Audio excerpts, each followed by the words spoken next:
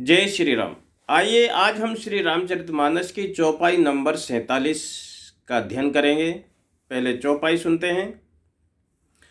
अरे धूम हूँ नजर सहज करवाई, अगरु प्रसंग सुगंध बसाई, भनित भदे से वस्तु भली बरनी, राम कथा जग मंगल करनी।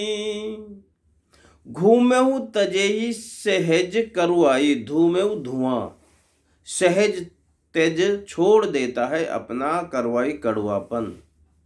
धुआं भी अपना सहज में ही कड़वापन छोड़ देता है। कब? अगरु प्रसंग सुगंध बसाई, जब वह सुगंध अगर की सुगंध के साथ में मेल करता है। धुआं भी अगर के संग से सुगंधित होकर अपने स्वाभाविक कड़वेपन को छोड़ देता है।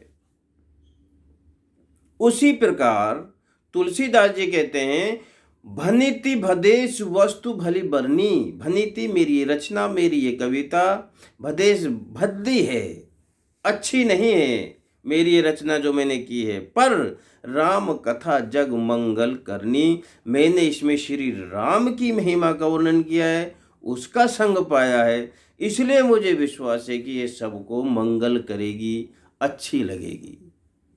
मेरी ये कविता अवश्य भद्दी है, परंतु इसमें जगत का कल्याण करने वाले राम की महिमा रूपी उत्तम वस्तु मिलाई हुई है, इसलिए ये भी अच्छी समझी जाएगी।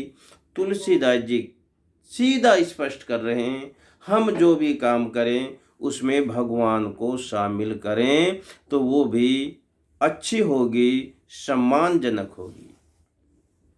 देखिए, कुछ चीजें ना दुनिया में समीप जाने से ही मिल जाती हैं, उसके पास जाने से ही उनसे जो हम लेना चाहते हैं वो मिल जाती है। जैसे बर्फ के पास जाने से शीतलता, ठंडक अपने आप मिल जाती है। अग्नि के पास जाने से गर्माहट अपने आप मिल जाती है।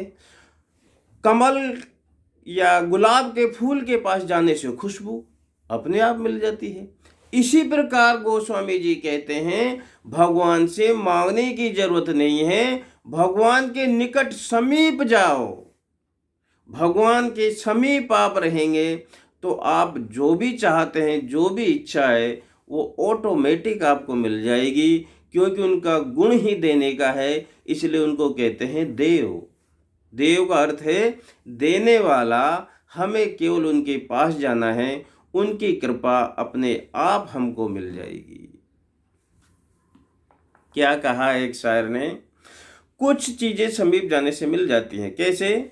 ना मांग कुछ जमाने से, ये देकर फिर सुनाता है। ना मांग कुछ जमाने से, ये देकर फिर सुनाता है। किया एहसान जो एक बार, 1000 बार सुनाता है जिसके पास कुछ दौलत, वो समझते हैं खुदा है हम। अरे तू मांग अपने प्रभु से, जहां से मांगते हैं ये हरदम। जहां पर दुनिया मांग रही है, जिस दुनिया को वो दे रहा है, तू भी उसी से मांग। दुनिया के आगे हाथ ना फैला, तेरे को भी अवश्य मिलेगा। गोस्वामी जी इस चौपाई में ये कहना चाह रहे हैं, हम जो भी करें लेकिन भगवान के निकट रहें, भगवान के समीप रहें। देखिए, उन लोगों की संगति करो जो आपको सर्वोत्तम बनाए। कैसे लोगों की संगति करनी है? जो आपको सर्वोत्तम बनाए। क्यों? क्योंकि भगवान के पास समीप तो हम रह नहीं पाएंगे, क्यों? इतना हम कठिन मेहनत नहीं कर सकते, और वो हमारे पास रहने के लिए आएगा नहीं।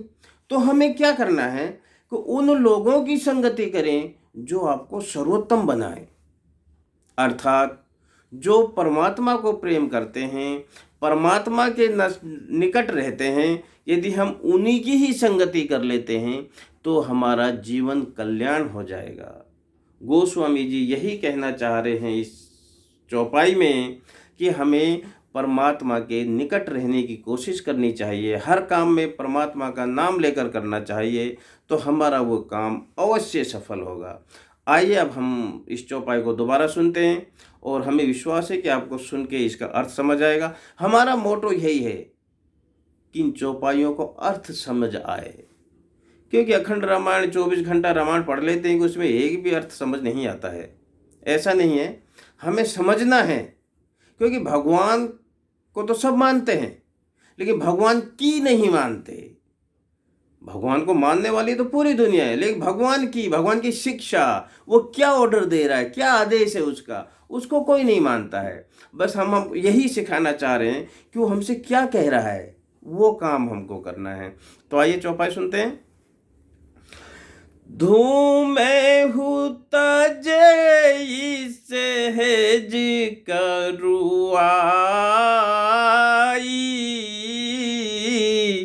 अगेरु प्रसंग सुगंधे बसाई, भनति भदेश वास्तु भली बरनी,